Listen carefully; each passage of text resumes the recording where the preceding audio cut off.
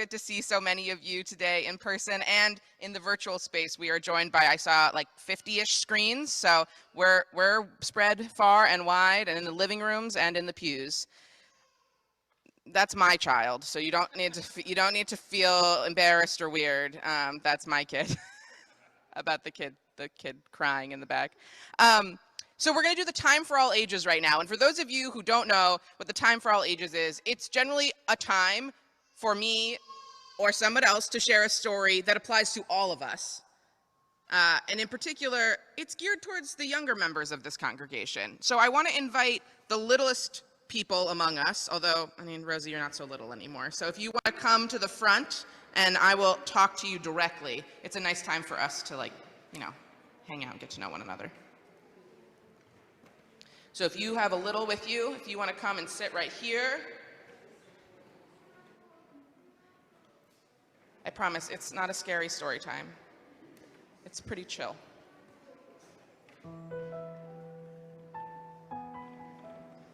I see Lorraine. Hi.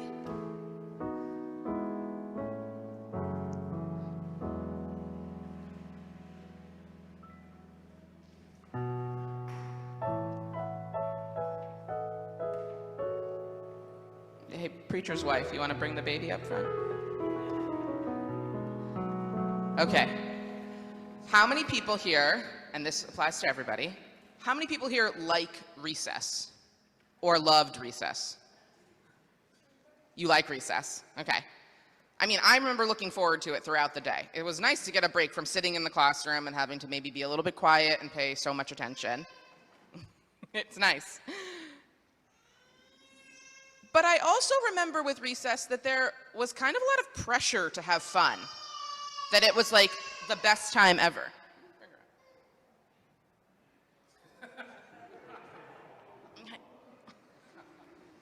So I felt like there was a lot of pressure at recess sometimes because we were supposed to have so much fun and everyone looked forward to it so much.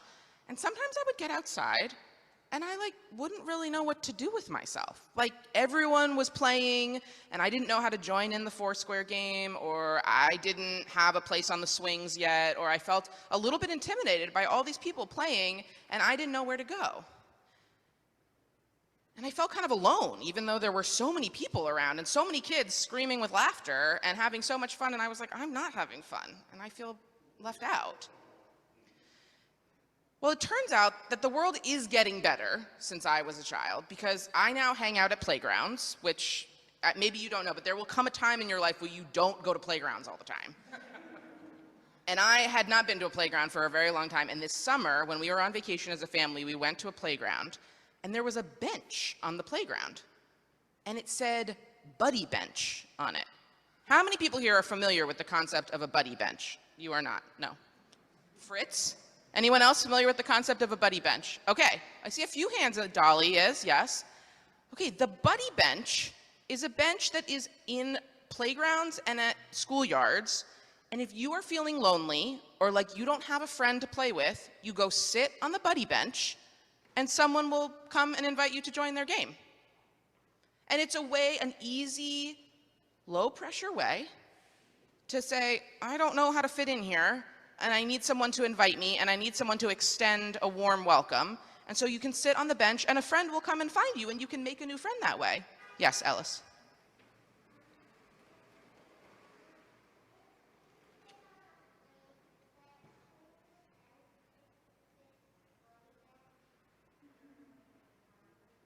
If it's any, say again?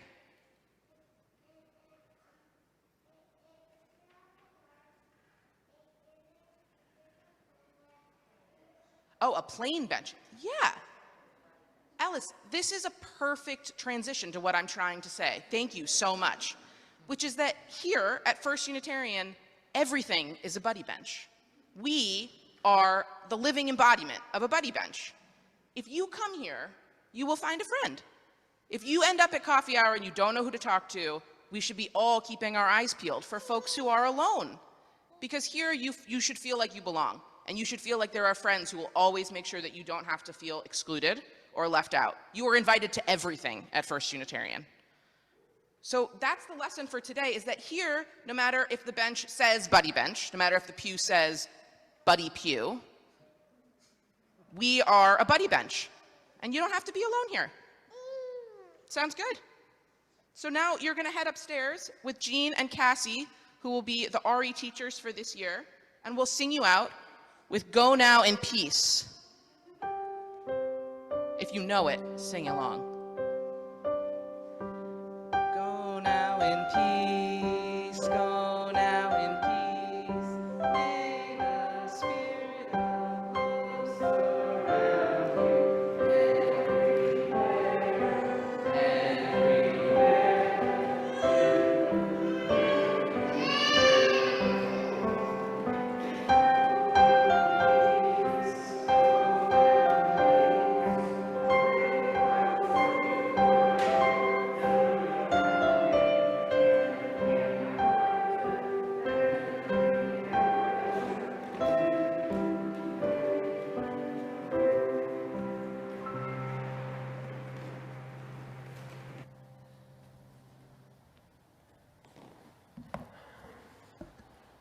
I hope it didn't look like I was manhandling my child too much.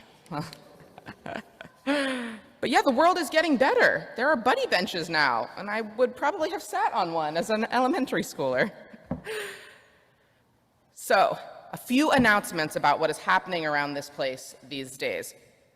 And sometimes announcements can feel like a little bit of a break in the worship service, but I want to let you all know that announcements are how we communicate to one another, to newcomers or to visitors, what we do when we're not here on Sundays, how we are together in other ways, and what we can do to help one another and learn more about one another and this community. And in particular, it is the time of year where there is a lot launching. So if you have sort of been letting the e-beacon, which is our e-newsletter that comes in your email, if it has been sitting unopened in your inbox, I invite you to open it these days. I had someone confess to me that I don't open it unless I'm looking for something. You should be looking for something these days. That thing you're looking for is in the e-beacon right now. What to sign up for, what to register for. If you want to do anything besides come to church on Sundays, the e-beacon is the place to look. So to begin, next week, after service, we're going to have an involvement fair. So in the parish room, after worship, there will be tables, sort of like a job fair or an activities fair.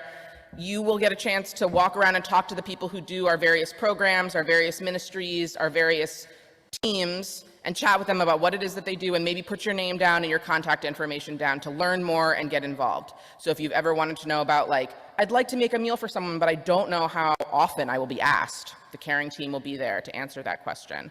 Or if you have been like, I'd really like to join and I can't figure out how to get to become a member, the membership team will be there and you can talk to them about that. Or if you've always wanted to be an usher and greeter, we're always looking for those. So that will happen, the involvement fair, next Sunday after worship. Today after worship, in the back corner at that round chair, I will be leading something called You and You, which is the first in our series of new member courses, new member classes, for folks who are interested in learning more about Unitarian Universalism, interested in learning more about this congregation. We sit in the back, we introduce ourselves, we talk a little bit about our faith journeys, like how did you end up here today? And I will tell you a little bit about the theology of Unitarian Universalism and how this congregation was founded and what we do today.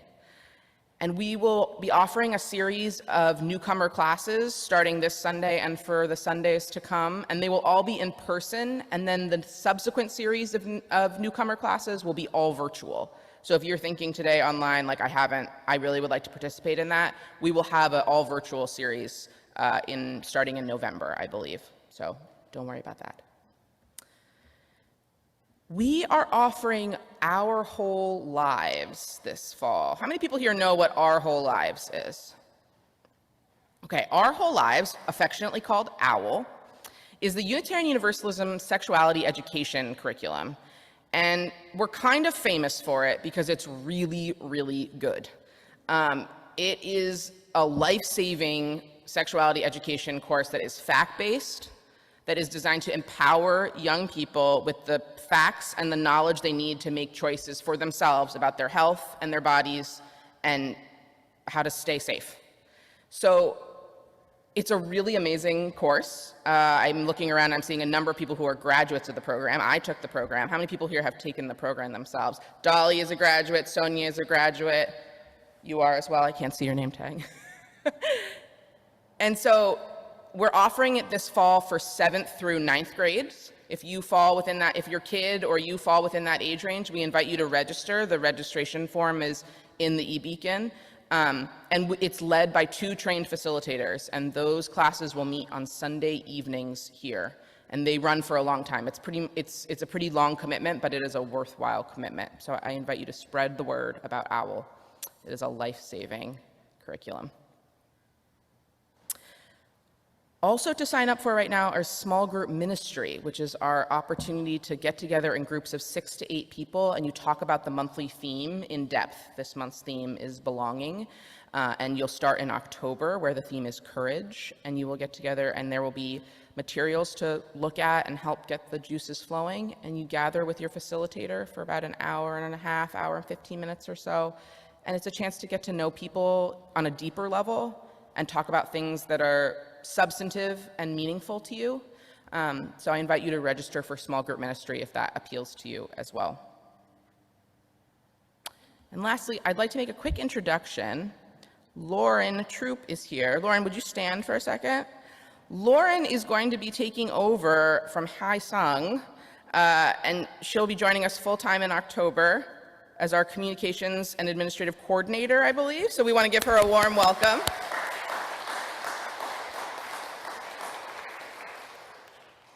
So we're really excited that Lauren is joining the team. She brings an unbelievable skill set, a warmth, and a knowledge of what it is we need to do here to improve our communications. And we're really happy to have you, Lauren. Thanks for being here today. So those are our announcements. And now we'll transition for a bit into some quiet, for a time of prayer, or maybe you want to call it meditation. But let us settle ourselves.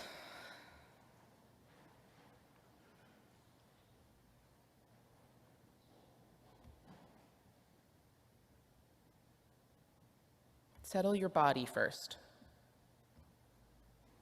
Can you feel your feet on the ground? I invite you to relax your hands, to unclench your jaw, roll your shoulders. Wherever you are, wiggle your feet. Bring your body into this space. Let us breathe together now, in and out. Again, in and out.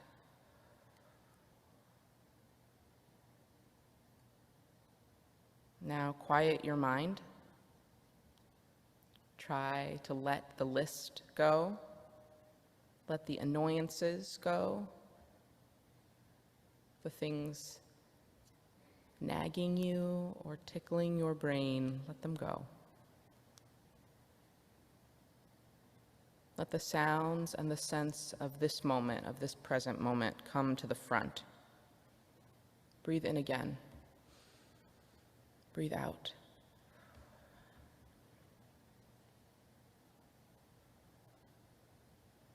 Spirit of life, we give thanks for another week, come and gone, for a time set aside this morning to be together, to be a congregation.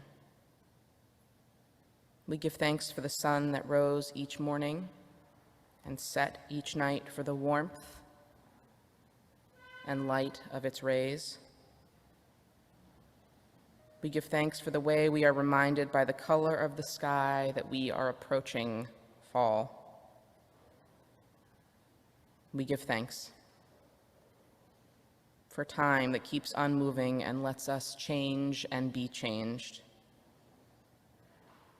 for the freedom to be different today, starting now. We give thanks for that. Spirit of life, we draw together today to be reminded of the hurts we carry with us, those deep in our souls and also those just below the surface,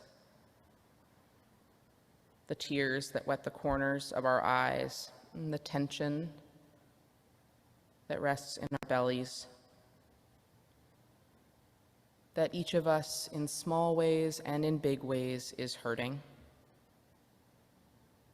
and we should treat one another with kindness, with love, for simply being alive. Today and now, we are reminded to handle one another with care. And we draw together today to set down burdens, to let the load of our lives be lightened, just for an hour, just among one another. You can pick them up again at noon, but for now, set them down. Be gentle with yourself and easy with yourself, and forgive yourself for all that you did not do, for all that you did wrong. This week and these days, for 1 hour, give yourself the love you give to others. Breathe in. Breathe out. May our hope for the world, our collective prayers of hope for peace, for justice, for an easy kind of love to take root in all of our lives, may that be received today. Amen. I invite you to sing our meditative hymn today, number 352, Find a Stillness.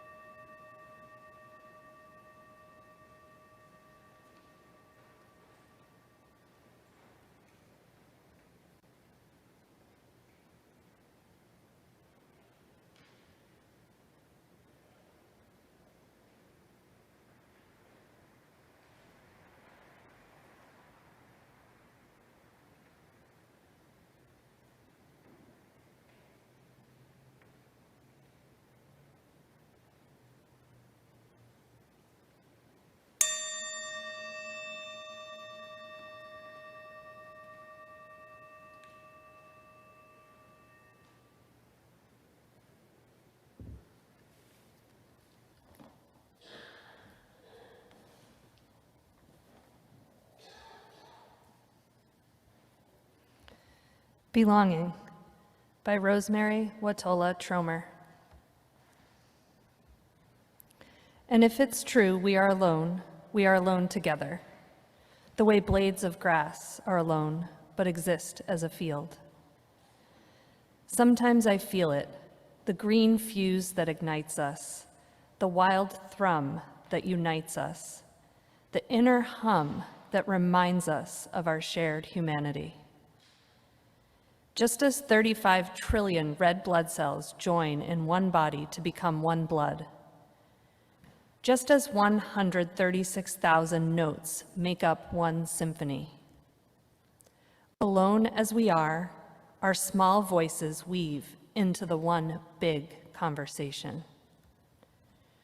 Our actions are essential to the one infinite story of what it is to be alive.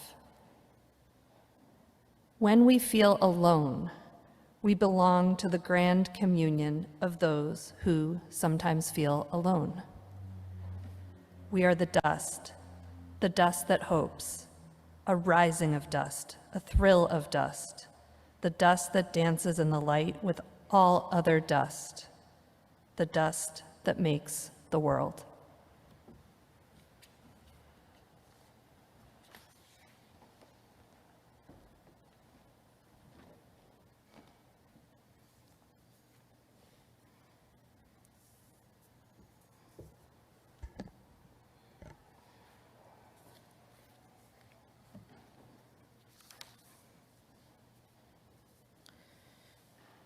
Just this week, I was chatting with our caring ministry team, trying to arrange some visits for our elderly congregants, when one of them remarked that getting older is lonely, that being old can be lonely. And then I thought of all the new parents I had met since becoming one myself, how so many of us quietly admit to one another just how lonely it is to raise a child. And then I thought of the TikTok I saw this week of the college freshman, filming herself, eating all her meals alone in her dorm room, asking her mom to come pick her up. "College is lonelier than I expected," went the tagline. And then I considered my daughter, just 1 year old, who cries painfully when I leave the room, when I set her down to sleep, anxious at being alone, anxious at being separate. Loneliness. Across the generations, each of us wrestles with that gnawing feeling that we wish someone was sat beside us, literally and figuratively. Loneliness is a universal experience. We are subject to it throughout our lives, more acutely, more sharp at some points than at others, but always there, contending for space in our minds and in our hearts. It is lonely to be a human. We are born alone and we die alone. So often does this phrase echo through my being, particularly in the midst of this big cycle of life in this congregation, births and deaths coming together all at once these days. We are born alone and we die alone. And as a minister, I think I wrestle with it. It is both so untrue and so true simultaneously. I think this is why our opening reading resonates so deeply for me, like blades of grass, like blood cells, like notes in a symphony. We are both alone and not alone all the time. We are alone, yes, fundamentally alone, but we do not have to act alone. We do not have to feel alone. Here, in this place, we do not have to be or act or feel alone. Here, we sing as one, and we are quiet together, and we pray together, and we enjoy coffee together, and we join arms in protests together. When we greet one another in the passing of the peace, I say with my whole chest, "It is so good to see you. I am so glad you are here today." And I mean it. I mean it so sincerely, not only because I love you and I want you to be here, but by being here. Whether on Zoom or in the pew, I am not alone. for this time of worship. I am so glad that we are together because together we create community. Together we are a field of grass. We are a symphony. We are the dust that makes up the world. We belong together. And if you hadn't guessed, or maybe you had forgotten, belonging is the theme for this month. And I want to explore belonging as the antidote to loneliness, that indescribable sense of comfort and ease that you feel when you are wanted, that you are valued, that you needn't second guess your every move. You can just exist and be of worth. That your presence is joined with the presence of others, and for a moment that ache, that fear that you are fundamentally alone, it subsides. Unitarian Universalism has a funny relationship to belonging. A lot of us have been rejected, have been excluded, have never felt true belonging for most of our lives. We are often the political outsiders, holding the line and pushing the electorate for bigger, wider dreams of justice. We are often cultural outsiders, clanging against the conservative norms at our family dinner tables. And we are often the social outsiders, nerds or dorks, earnest when others are disengaged, rarely the belle of the ball, more likely the dungeon master in D&D than the chair of the sorority chapter. And there are those of us for whom belonging has felt easier. Being included has come more naturally. There are those of us here today who were the prom queen or the cool kid, who did get the invitation to the party and never found themselves at odds with the mainstream expectations of social norms. What's funny is that I myself didn't struggle too much socially as I've grown up. I was actually quite concerned with being cool, and I always felt that I could find friends in most crowds. But that doesn't mean I haven't felt lonely. It doesn't mean I haven't felt excluded or on the outs. I've had seasons of my life where I was completely overwhelmed with isolation. In fact, it was here, within Unitarian Universalism, that I have felt the most unsure of my place. So much of our denomination wears socks with their sandals. So much of our culture connects with musical theater and doesn't watch sports. There have been times when I felt like this wasn't my place. I'm too square. I listen to FM radio. I try to keep up with trends. My sense of humor can be kind of cutting and sarcastic. I spent years feeling like I was on the fringe of this faith, unable to find myself, find a place among the real UUs. And as a kid raised in this religion who identified with our principles, in my core, it was a special kind of pain to feel like I didn't belong here. So we have all known loneliness. We have all known rejection. And many of us wear that badge of rejection with pride. In fact, we own it hard. We reclaim it. I've heard more than once in UU spaces that old Groucho Marx adage, I don't want to be a member of any club that would have me. There is a pride and a positive identity in not belonging. But sometimes I think this reclamation, this sense of purpose that comes from being an outsider, it is a defense mechanism. More than anything, we reject before we can be rejected. And after so many instances of being pushed out or left out, we decide to opt out for ourselves.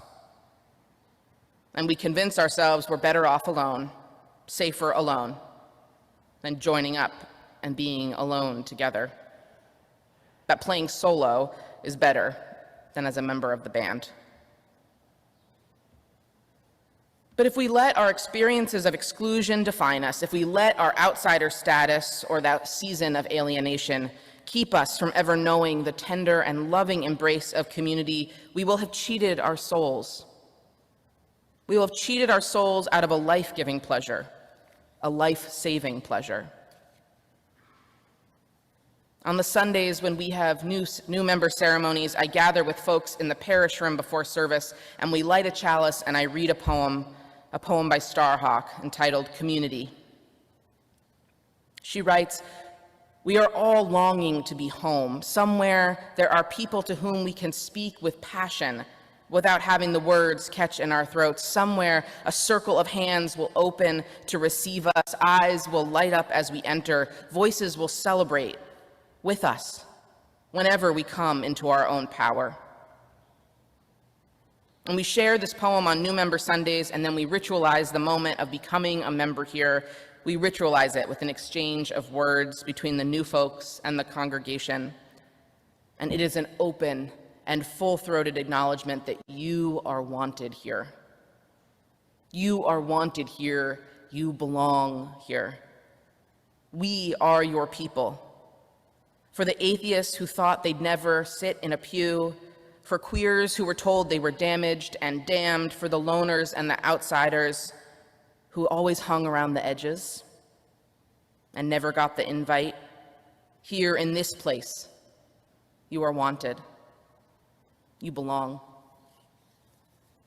And when we feel as if we are accepted, when purpose and place are intertwined in one community and you feel an ease in your being that allows you to move freely, to speak with passion, to know that you will be received with love, and when you arrive, eyes will light up as you enter.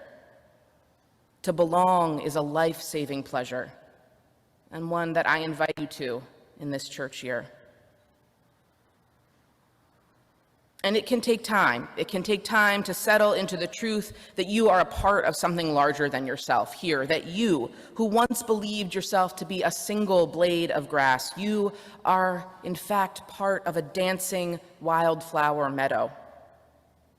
It can take time to fill out the shape of your belonging after so many years of scabbing over the wound of exclusion, to let the harder parts of yourself soften into community.